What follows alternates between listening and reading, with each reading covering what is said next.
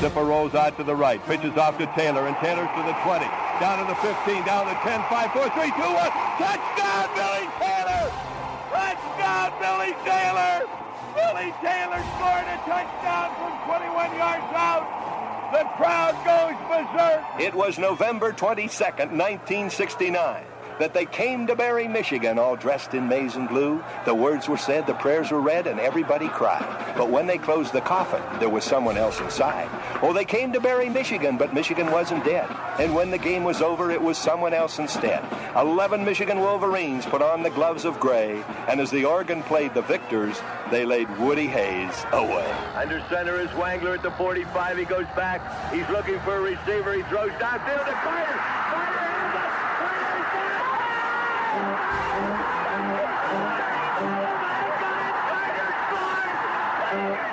Who's got it better than us? Nobody!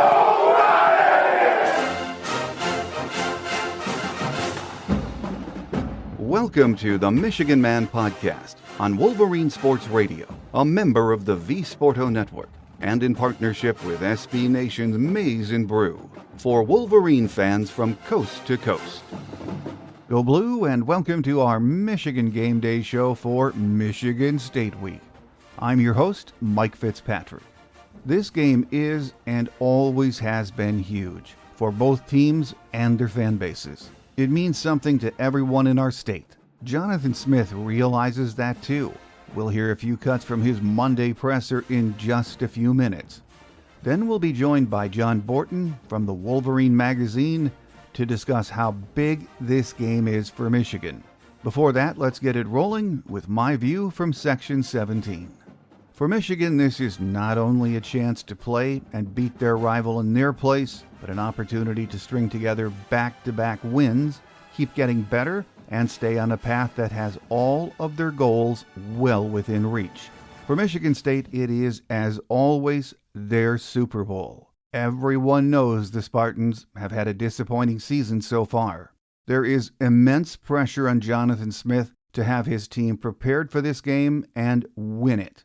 There are even whispers his future hinges on the game. That could be. We've seen this scenario play out over the decades. Strange things have happened in these games. It's a rivalry that brings out the best and too often the worst in both the players and their fans. That's why it's on national TV Saturday night.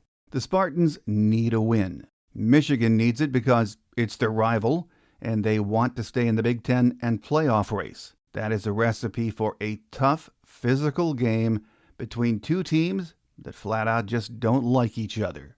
It should be fun.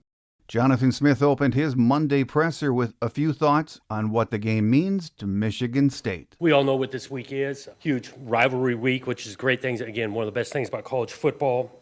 This game being the most meaningful game on our schedule. We did flip the switch pretty quickly yesterday as a team, digested some of the things from the film, and then moved forward. This game means a ton to our players, but also former players, the program. You think about alumni, all of it. It's a very important, meaningful game, and so that creates a huge opportunity for us, especially kind of where we're at with things. This season hasn't gone our way, all those things. I think it comes at a good time to galvanize this group and have a great week of work getting ready for Saturday night. He was asked what he learned about the rivalry last year in Ann Arbor. Yeah, I think living the experience, the passion of it, of the actual game, lead up and post. I learned that going in. I think about the preparation, of using more of that fuel, that passion for our preparation, and then obviously playing with it within a disciplined approach. In football, it does. It comes down to doing your job at a high level. So we want to foster a lot of that fuel to be able to play our best. A reporter asked him how often during the course of the year does he hear about this game from Spartan fans. Being here now, going into middle of the year two, by far the number one topic when you're talking in exchange with a fan, call it a fundraising or an event or at the basketball, hockey games. This is by far the number one topic that comes up with fans. My guest today says Michigan needs to come out fast, get a lead, and take the fans out of this one. Easier said than done, but as he says, if Sparty hangs around into the second half, watch out. With us next is the longtime editor of the Wolverine magazine, John Borton. So stay with us.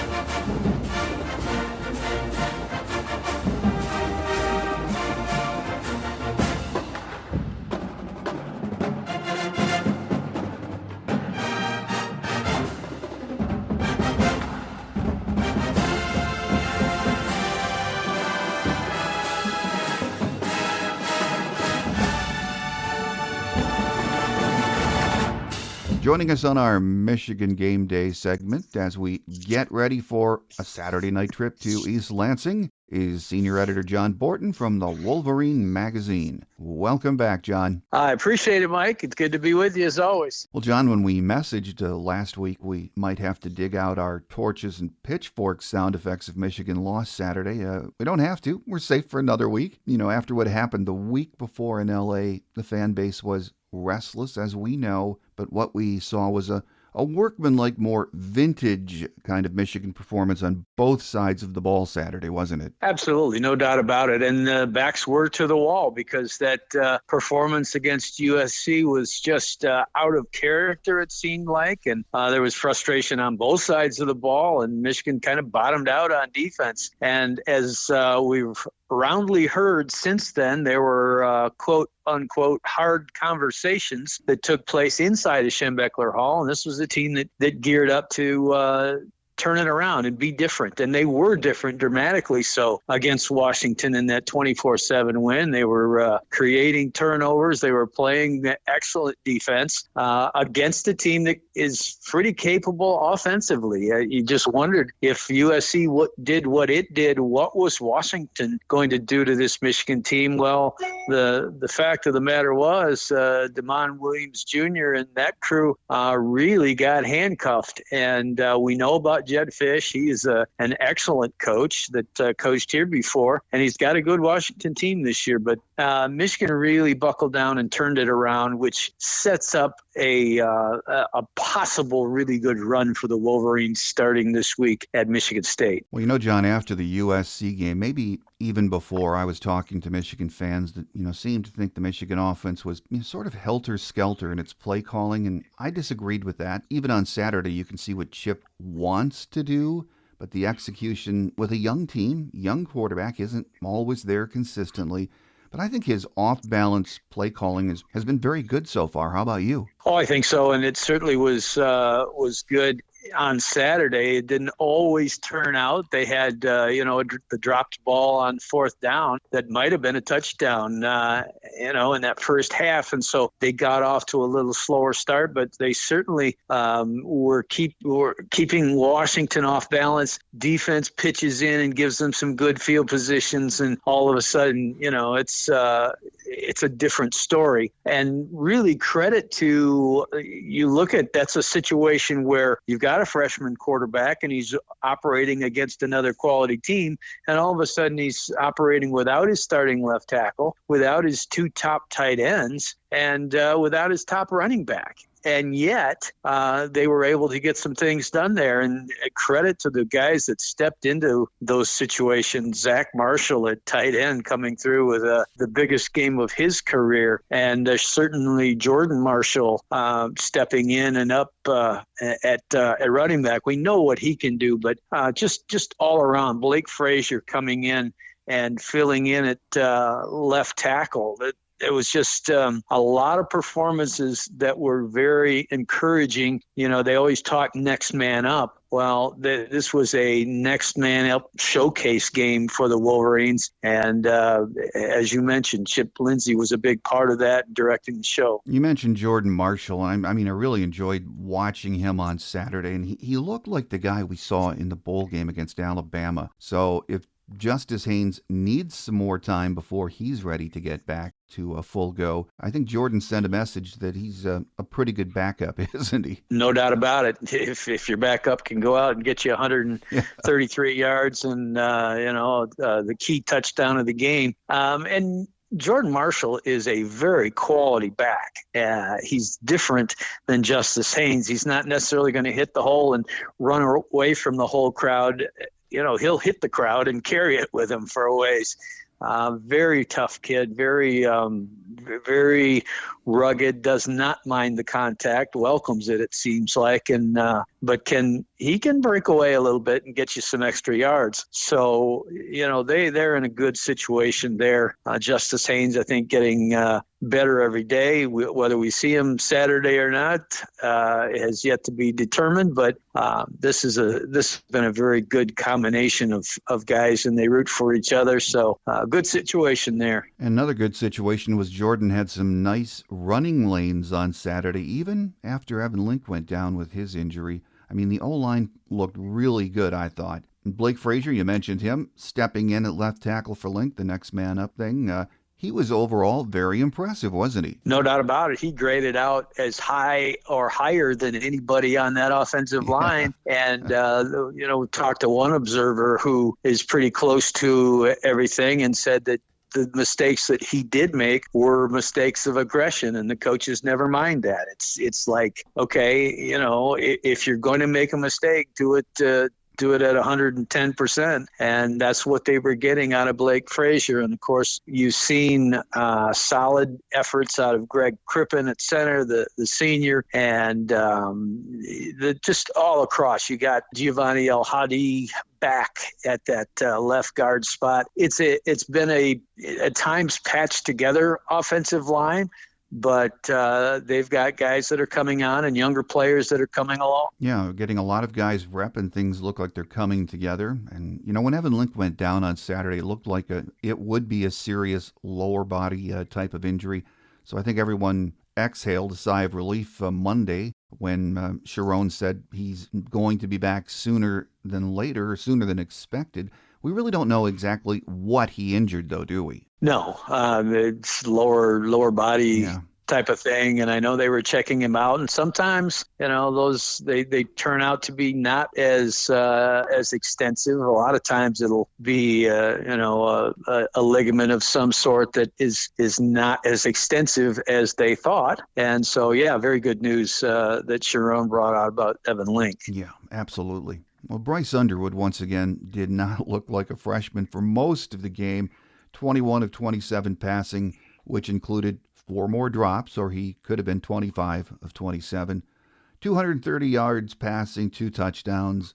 He's just getting better before our eyes every week, isn't he? Yeah, I thought that was his best performance all season on Saturday, and you can see the confidence growing. You can see the accuracy and the different types of throws that he can make. And, there's nowhere but up to go for this young man, and it's really good to see. It's had a perfect time for Michigan for him to start to be getting settled in. He's got he can do it with his legs, he can do it with his arm, and as he's starting to make a connection with several different guys. When you've got an Andrew Marsh making a spectacular one-handed catch. We've talked about the drops, but the other side of it is, you got guys that are starting to make some plays, and certainly Marsh's catch was emblematic of that. I mentioned the tight end depth with Zach Marshall and Deacon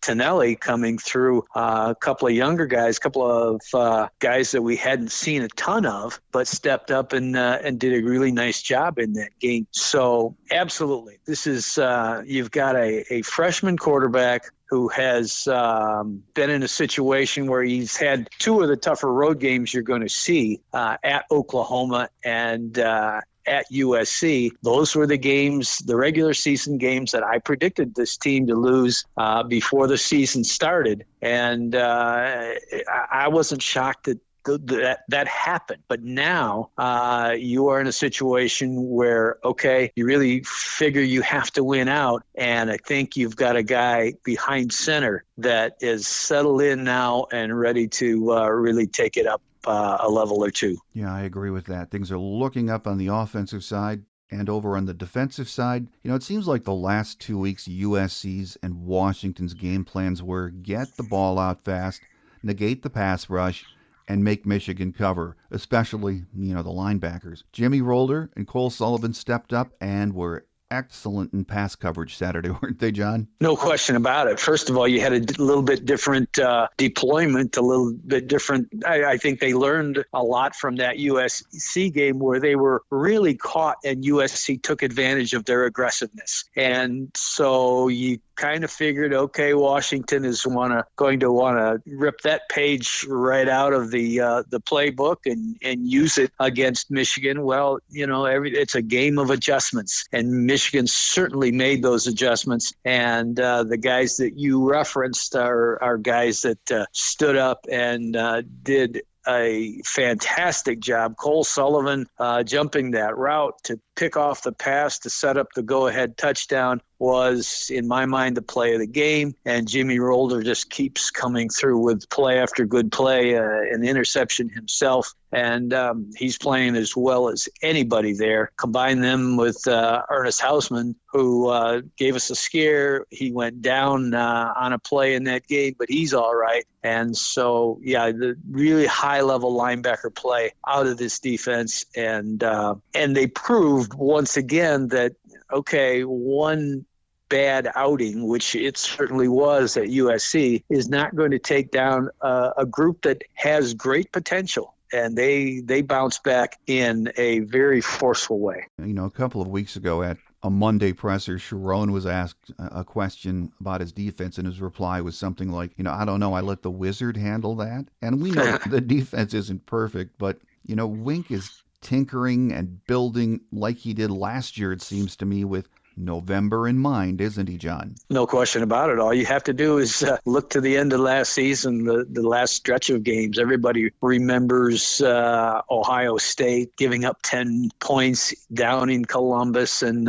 overwhelming Alabama with the help of a monsoon early on, but nonetheless, they were coming in waves on the defense as well. So no doubt, this is now last year, Wink Martindale had a couple of NFL tackles, defensive tackles up front, first rounders, but the fact of the matter was he didn't have them against Alabama. They were no longer in the lineup. This is a very solid defense. You don't have maybe the very highest top-end level up front, but you have great depth. And we talked about the linebacker play. You've got young guys in the secondary coming on. Jaden Sanders, the freshman cornerback, continues to deliver. They played that game. I mentioned the guys that were out on offense. They played that Washington game without their two starting safeties. Mm-hmm. So you continue to see the next man up element for this team. They're building some depth, and as we know, Wink Martindale, as this season goes along, if it's anything like last year, this team will be very ready to go down the stretch. Well, not much motivation is needed for this Saturday. At first I was puzzled why NBC would want this game as their Saturday night coast-to-coast game, given the fact it's not a top 10 or a top 20 matchup. But even outside of Michigan, this rivalry game has a lot of interest, and I've got to think the network knows they're going to get big numbers on this game, aren't they? They certainly will, and they know anybody that follows the rivalry knows it'll be a little played with an edge, little chippiness, two programs that do not care for each other the least little bit. And, you talk about Sharon Moore, his key word is urgency, and that means going to Spartan Stadium and trying to get off to a fast start because they don't want to be dealing with they want to take the crowd out of it. They want to place the seed of doubt in Michigan State's mind, and it's certainly they come in with the seed of doubt because they haven't won a Big Ten game yet. But they will have an urgency and desperation all its own, which can lead to all sorts of desperation play. And, we've seen it in this rivalry before, mm-hmm. where Michigan State really gets after it, tries to get that crowd into it, they get things whipped up, get some momentum. So, this game will feature some of the highest intensity of any game you'll see all year, and it does not matter what the numbers are for the records coming into it. No, it doesn't. We've learned that in the decades past, because if you look at the numbers right now, this on paper looks like a mismatch. I mean, Michigan State offensively has been very bad in stretches and then pretty good in stretches. So it seems to me the keys on Saturday night for Michigan have to be, make Aiden Childs uncomfortable, take him out of his game, because he is, let's be honest, he's a very talented quarterback, and if he gets hot, like he did in the first half against Indiana last weekend, he can cause problems, can't he? Absolutely. No question about it. He's completing passes at a 65% clip. 10 touchdowns to just 3 interceptions this year. He can throw the ball, and he's got some receivers that can get it done. Amari Kelly being chief among them. I would advise Michigan against being in the situation that they were against Washington, even despite the fact that was a very solid all-around game. You're talking about a 7-7 game at the half, and if that is the case up in Michigan State, that just gives the home crowd hope, fuels the sideline, and all that sort of thing. And some funny things have happened up there over the years. Mm-hmm. You don't want to put yourself in a place where that's the environment to see those funny things happen once again. Well, defensively, for the Spartans to stay in this game, they're going to have to play at a level that no one has seen them play at in the first 7 weeks. So I've got to think that if Michigan plays clean, executes Chip's game plan, which I'm sure will be good, maybe hangs on to a few more passes this week, I mean, the Michigan offense is going to get their points, aren't they, John? They should, no doubt about it. Michigan State's averaging, giving up 34 points a game, and they just haven't been their typical selves on defense. Certainly not 60 minutes of unnecessary roughness that we remember from a few years back. But you've got to get it done. You've got to score the points. You can't drop the ball on fourth and short. You can't fumble the ball, or you can't have it tipped away, and do the things that keep you from moving the chains, keep you from scoring. Perfect start for this team, for Michigan, would be to get the ball early, go right down and score, and then tack another, whether it be through a defensive setup or a pick six or whatever. If they get out 14-0 in this game, then I think the whole atmosphere changes. But the longer Michigan State hangs around and keeps Michigan's point total down, the more it's just one of those things. Could this be the night? Could this be the day? And you have to avoid that situation if you're Michigan. Oh, amen. And we have seen that happen all too often over the decades, haven't we, John? No doubt. And that's exactly what Sherrone Moore's talking about when he says the word urgency. Because if Michigan goes in there, maybe say the younger players that either haven't played against Michigan State or haven't experienced a loss to Michigan State, which is most of them, that can make you, okay, these guys haven't won a Big Ten game, and we're just going to waltz in there. And you cannot go in with that attitude, because then you will get smacked in the mouth, and things can snowball on you. Well, no doubt about that. Final question before we let you get away, John. I don't usually like to peek ahead on the schedule too much, but when we look at Michigan's schedule, the next 4 games, all of them very winnable. Now, they won't be easy, but they are winnable. You have a young team. You have to get them mentally prepared for this stretch run. And then comes the Ohio State finale in the Big House.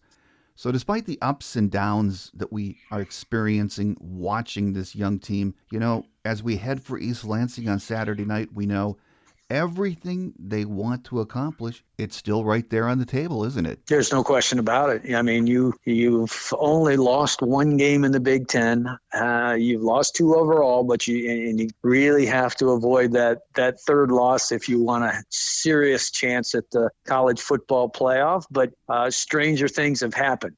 Certainly Michigan's a heavy favorite against Michigan State, and we've talked about that one. If they play like they can, they should. This should be, on paper, a win. Same thing, Purdue. You're coming back home. Purdue is not good, and you will be a significant favorite in that one. Then you go to Wrigley Field for a neutral site game. Basically, it always feels a little neutral when you're playing Northwestern because Michigan takes over half the stadium, and they will be very well represented over in Chicago. Northwestern's picked up a few wins, but they haven't gotten any real signature Big Ten wins thus far. Maryland out at College Park could be a little bit of a trap game. Yeah. They've got some talent at times, but again, Michigan has played very well most of the time that they've made that trip, and by then they could have really, you're building some serious momentum. And every game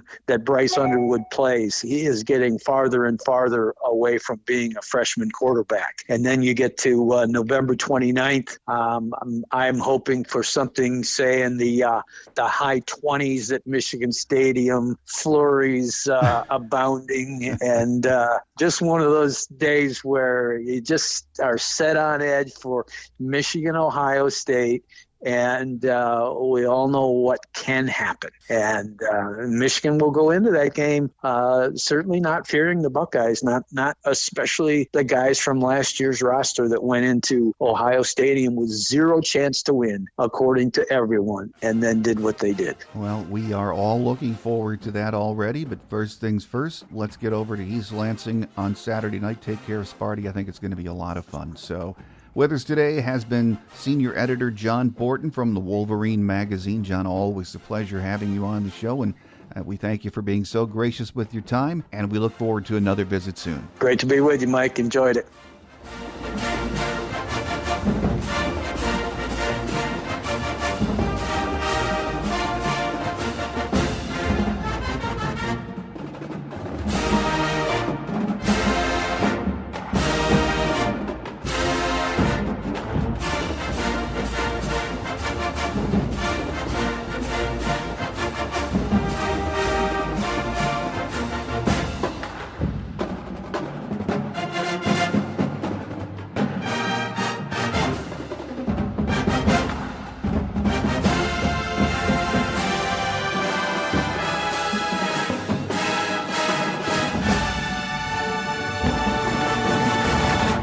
On Quick Hits today, no injury updates since Monday, which has become the norm this season.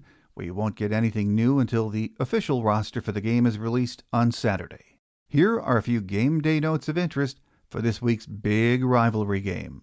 Michigan holds a commanding lead in the rivalry with 74 wins against 38 losses. There have been 5 ties.